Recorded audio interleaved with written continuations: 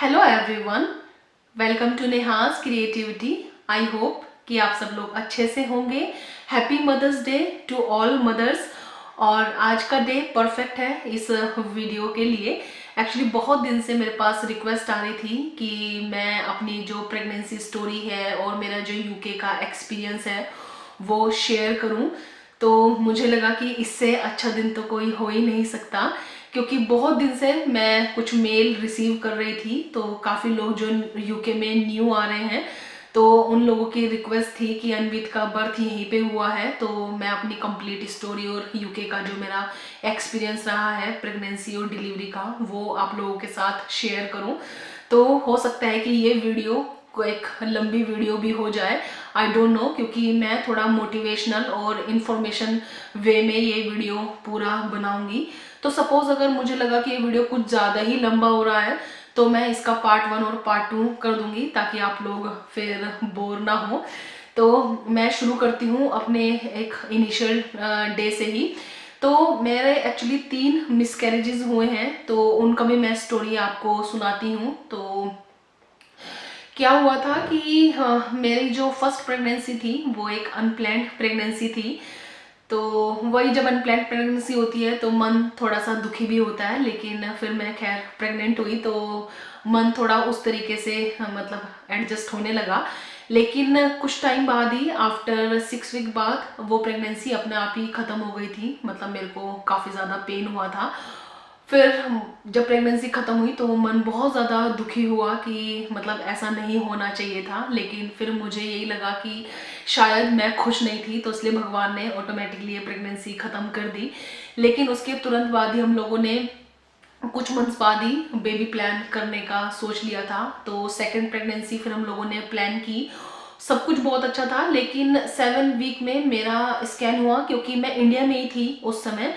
तो इंडिया में 7 वीक में जो फर्स्ट स्कैन है वो हो जाता है। तो जब स्कैन हुआ तो पता चला कि हार्ट बीट ही नहीं है फीटल में। तो बड़ी मतलब डिप्रेशन वाली फीलिंग थी कि ऐसा मतलब ये क्या हुआ। तो हमारी सोसाइटी में ही गायनेकोलॉजिस्ट हैं और वो बहुत अच्छी हैं।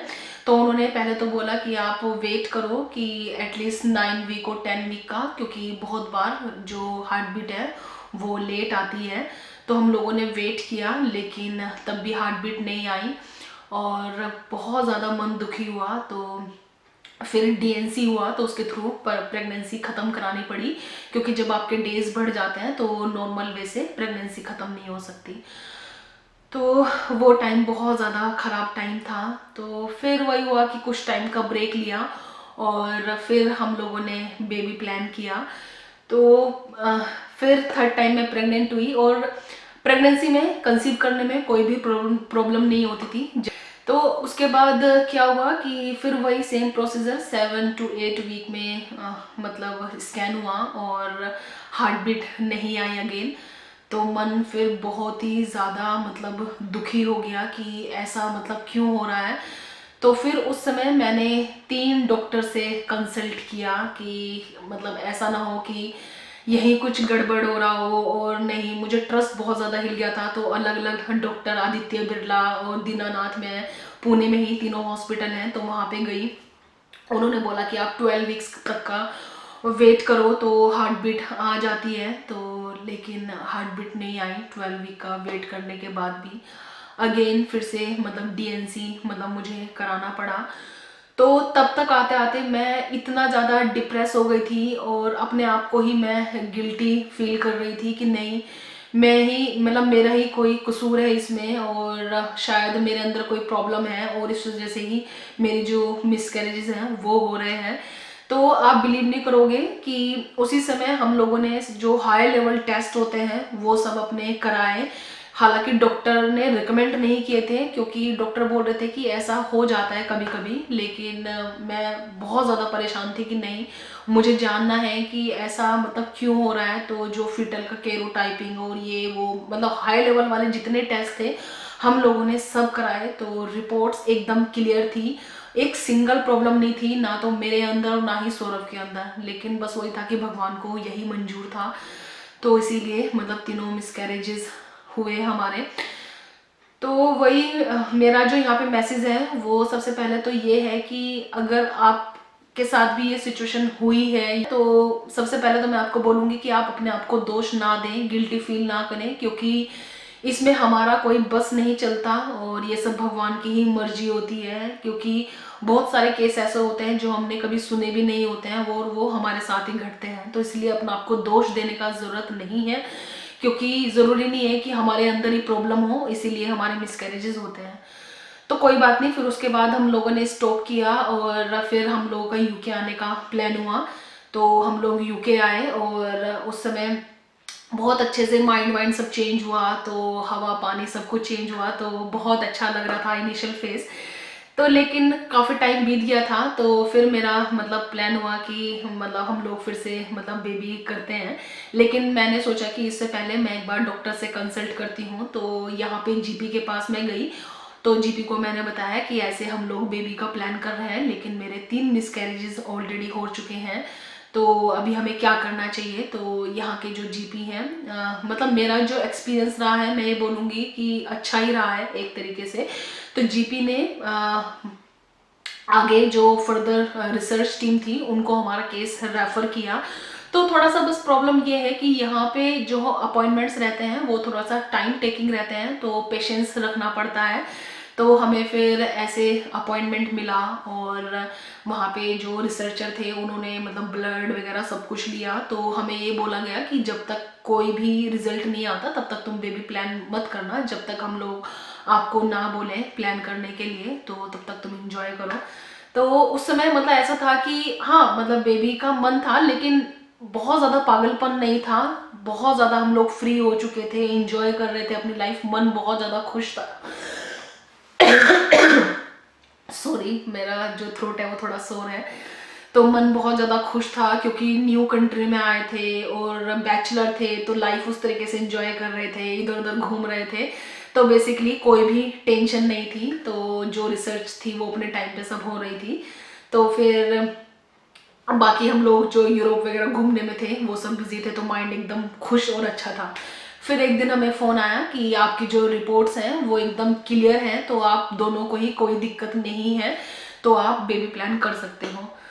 तो खुशी भी थी लेकिन अगेन फिर डर भी लग रहा था। तो फिर हम लोगों ने बेबी के लिए प्लान किया और वही मैंने कंसीव किया।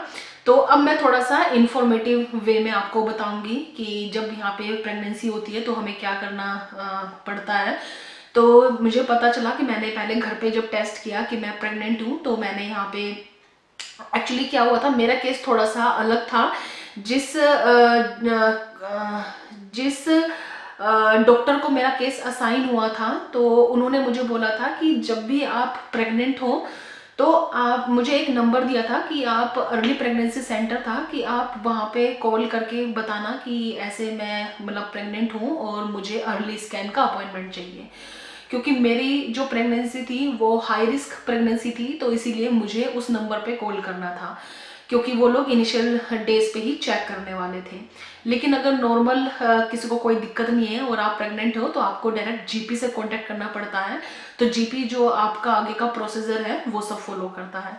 तो मैंने अपना फर्स्ट कॉल किया तो उन्होंने मेरे स्कैनिंग के अपॉइंटमेंट सब अरेंज किए और इधर मैंने जीपी को भी इन्फॉर्म किया, क्योंकि जीपी ने मेरे जो भी लाइनअप थे मिडवाइफ से अपॉइंटमेंट्स वगैरह वो सब किए। और उसके बाद मुझे घर पे किट आई, तो जिसमें मेरी डॉक्टर का नेम था और मेरी मिडवाइफ का नेम था जो मुझे असाइन हुई थी।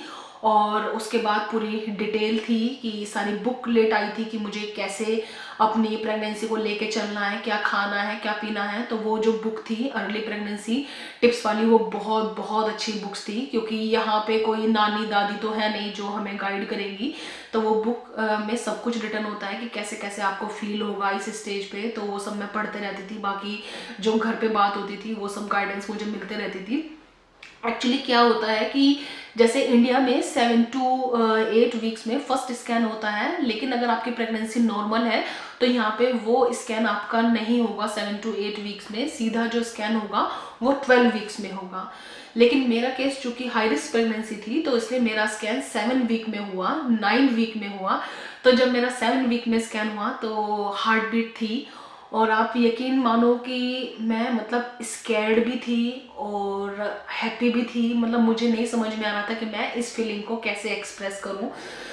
तो फैमिली में 7 वीक तक तो कुछ बताया नहीं था। जब हमारा फर्स्ट स्कैन हुआ तभी हम लोगों ने अपने घर पे फ़ोन किया, मैंने अपनी मम्मी को बताया, मदर लोगों को बताया कि ऐसे ऐसे हुआ है। तो दे वर वेरी एक्साइटेड और उन्होंने बोला कि बस भगवान का नाम लो, पूजा करो। फिर उसके बाद भी कंफर्म करने के लिए डॉक्टर ने मेरा 9 वीक में वापस स्कैन, फॉलोअप स्कैन किया।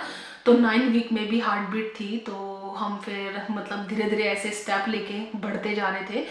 तो वही मतलब अच्छा लग रहा था। लेकिन उसके बाद फिर मेरे साथ ऐसा कुछ हुआ कि 9 वीक का जब स्कैन हुआ और उसके 2 दिन बाद ही मतलब मेरे पापा का एक्सीडेंट हो गया था। और मेरी प्रेगनेंसी एक्चुअली थोड़ा टफ रही है क्योंकि 9 वीक प्रेग्नेंट थी और पापा का एक्सीडेंट हो गया था। तो मैं इमोशनली बहुत बहुत ज़्यादा परेशान थी। तो मैं मतलब रोते रहती थी, बहुत ज़्यादा परेशान थी। इधर इतने टाइम बाद मैं प्रेग्नेंट हुई थी। तो घर से तो बस यही मैसेज मुझे मिलते रहते थे कि पापा के पास हम लोग हैं और तुम बस अपना ध्यान रखो। मुझे किसी ने नहीं बताया था कि मेरे फादर कोमा में हैं। तो बस यही बोलते थे कि पापा डीप रेस्टिंग कर रहे हैं और पापा ठीक हैं। लेकिन अगेन मुझे मतलब लगता था कि नहीं, लोग मुझसे कुछ छुपा रहे हैं, पापा को कोई बड़ी दिक्कत है। तो लेकिन वो ये चाहते थे कि मैं मतलब यहाँ पे प्रेग्नेंट हूँ और मुझे कोई परेशानी ना हो, तो इसलिए वो लोग बता नहीं रहे थे। तो मेरी जो स्टोरी है वो थोड़ा सा ऐसे मतलब अलग रही है। तो यहाँ पे क्या होता है कि जब आपके मतलब गायनेकोलॉजिस्ट से तो आप कब मिलते हो, जब आपकी कोई लास्ट मतलब जब आपको कोई मेजर प्रॉब्लम होती है तब। नहीं तो आपकी जो अपॉइंटमेंट है वो सब मिडवाइफ ही हैंडल करती है। तो फिर मिडवाइफ आपके जो जब आपका फर्स्ट अपॉइंटमेंट होता है तो उस अपॉइंटमेंट में ही आपके सारे ब्लड टेस्ट करती है, इनिशियल ब्लड टेस्ट जो भी मतलब सब काफ़ी सारी चीज़ें होती हैं टेस्ट में, वो सब कंफर्म करने के लिए कि क्लियर है कि नहीं है। और उसके बाद जब आपका 12 वीक वाला स्कैन होता है, सीधा जो आपका स्कैन होता है वो होता है 20 वीक्स में। उस बीच में कोई स्कैन नहीं होता और उसके बाद भी कोई स्कैन नहीं होता अनटिल अनलेस आपको कोई प्रॉब्लम ना हो। तो यहाँ पे जब हम मिडवाइफ के पास जाते हैं तो उनके पास डोपलर होता है जिससे वो हार्ट बीट सुनती हैं और आप भी सुनते हो। तो उसको सुन के आपको इतना अच्छा फील होता है, बहुत बहुत अच्छा। और फिर उसके बाद मिडवाइफ अपने हैंड से ही चेक करती है आपकी मतलब पोजीशन बेबी की कि कैसी है और वो सब चीज़ें बताती है। तो मेरा जो केस था वो सब कुछ ठीक जा रहा था, एवरीथिंग वॉज फाइन, सारे ब्लड टेस्ट सब चीज़ सब कुछ ठीक था, मुझे कोई भी प्रॉब्लम नहीं थी, एकदम हेल्दी प्रेगनेंसी थी मेरी। बस ये था कि मेरा थोड़ा सा ब्लड मतलब हीमोग्लोबिन लो रहता है। तो यहाँ पे आपको फोलिक एसिड देते हैं, जैसे इंडिया में आपको बोलते हैं कि कैल्शियम खाना है, आयरन खाना है, यहाँ पे ऐसा कुछ भी नहीं बोलते हैं अगर आपका कुछ भी लो ना हो। लेकिन मेरा एक्चुअली शुरू से ही थोड़ा आयरन लेवल लो रहता है। तो इसीलिए आई थिंक 20 वीक के आसपास जाके डॉक्टर ने मुझे आयरन के लिए बोल दिया था कि तुम अपने सप्लीमेंट मतलब हाई सप्लीमेंट मेरा जो आयरन था वो शुरू से ही चल रहा था क्योंकि लो रहता है। और उसके बाद 20 वीक्स में पता चला कि मेरा आयरन कुछ ज़्यादा लो हो गया है, तो डॉक्टर ने हाई डोज किया था। बाकी यहाँ पे ऐसे इंडिया के तरीके नहीं है कि आपको कैल्शियम लेना है या आयरन लेना है, ऐसा कुछ भी नहीं है। तो सब कुछ ठीक था, बाकी बस ये था कि प्रेगनेंसी हेल्दी थी लेकिन मैं इमोशनली ठीक नहीं थी और इमोशनली मैं बहुत ज़्यादा परेशान थी। तो 12 वीक तक मैं ट्रैवल भी नहीं कर सकती थी इंडिया में क्योंकि डॉक्टर ने मना किया था। फिर उसके बाद मैंने आई थिंक 15 वीक में इंडिया ट्रैवल किया था जब मेरा स्कैन हो गया था 12 वीक वाला। तो डॉक्टर ने बोला था एवरीथिंग इज़ फाइन और अब तुम ट्रैवल कर सकते हो। तो फिर मैं 1 मंथ के लिए इंडिया गई थी अपने पापा को देखने के लिए। तो पापा तो कोमा में ही थे और मतलब बहुत बुरा वक्त था वो। मतलब मैं आपको बयान नहीं कर सकती उस वक्त के बारे में जब मैं अपने फादर से फर्स्ट टाइम मिली थी। और मुझे बहुत ज़्यादा होप थी कि जब मैं पापा को बताऊंगी कि पापा मतलब आप सुनो मैं प्रेग्नेंट हूँ। पापा ने एक खबर भी नहीं सुनी थी और वो मेरे लिए एवरीडे प्रेयर करते थे कि भगवान मेरे पास सब कुछ है, बस तू मेरी बेटी को एक अच्छा सा बच्चा दे दे। लेकिन मुझे था कि मैं जब पापा के पास जाके बोलूँगी तो, लेकिन नहीं उठे। तो वो तो केस एकदम अलग ही था मेरा, मैं उसको तो अभी क्या ही डिस्कस करूँ। खैर मैं वापस आई तो मेरा फिर यहाँ पे 20 वीक्स वाला जो अपॉइंटमेंट था वो लाइनअप था। तो 20 वीक वाला जो अपॉइंटमेंट होता है वो एक बहुत इंपॉर्टेंट अपॉइंटमेंट होता है उसमें, क्योंकि बेबी का जो ब्रेन वगैरह सब कुछ रहता है वो चेक करते हैं और उसमें आपको जेंडर भी बताते हैं अगर आपकी विल है तो। लेकिन हम लोगों को जेंडर नहीं जानना था, मेरे को और सौरभ का हम लोगों का सेल्फ डिसीजन था कि जो भी बच्चा होगा हमें हेल्दी बेबी चाहिए, भले ही लड़की हो या लड़का हो, हमें कुछ भी मतलब दे भगवान, लेकिन एक हेल्दी बेबी दे। तो हम लोगों को मतलब ऐसे जेंडर नहीं जानना था, उन्होंने पूछा था लेकिन हम लोगों ने मना कर दिया। फिर उसके बाद अगर आपकी विल है तो आप 20 वीक्स में ये सब पूछ सकते हैं। फिर उसके बाद कभी स्कैन नहीं होता, तो मेरे वही रेगुलर स्कैन सब चलते रहे। और उसके बाद लास्ट में जब मेरा 35 वीक वाला अपॉइंटमेंट था मिडवाइफ के साथ, तो तब पता चला कि जो बेबी है, बेबी का सब कुछ ठीक था और बेबी ने अपनी पोजीशन चेंज कर दी है। तो उस समय भी मैं बहुत ज़्यादा स्कैर्ड हो गई थी। तो मिडवाइफ यहाँ पे हैंड से ही चेक करती है, तो मिडवाइफ ने तुरंत मेरा स्कैन अरेंज किया नेक्स्ट डे का ही। तो हम लोग हॉस्पिटल गए तो वहाँ पे जाके पता चला कि बेबी की जो पोजीशन है वो चेंज है। तो मैं आपको बताती हूँ कि बेबी की 3 पोजीशन होती हैं। एक तो नॉर्मल पोजीशन होती है जो हेड डाउन होता है, और एक पोजीशन होती है ब्रीच जिसमें हेड अप होता है, लेग्स डाउन होती हैं। एक होती है ट्रांसवर्स, ट्रांसवर्स होती है हॉरिजॉन्टल कि बेबी का या तो सर इधर की साइड हो सकता है या फिर इधर की साइड हो सकता है। तो जो अनवित था वो ट्रांसवर्स पोजीशन में था ऐसे। तो अब डॉक्टर ने वहाँ पे भी हमें 2 ऑप्शन दिए कि आप 2 चीज़ें कर सकते हो, कि या तो मतलब सी सेक्शन तो है ही है, और दूसरा था मैनुअल, आप बेबी को मतलब पोजीशन चेंज कर सकते हो। तो उसमें क्या प्रोसीजर होता है कि वो लोग आपको इंजेक्शन देते हैं और उसमें फिर मैनुअली जो बेबी का पोजीशन है वो फिर डाउन कर देते हैं, हेड डाउन कर देते हैं। लेकिन उसमें भी कोई श्योरिटी नहीं है कि अगर वापस बेबी ने टर्न कर लिया तो वापस फिर वो देखेंगे कि नॉर्मल डिलीवरी है या फिर सी सेक्शन डिलीवरी है। तो उसमें आपको वहीं पे कंसेंट साइन करना होता है।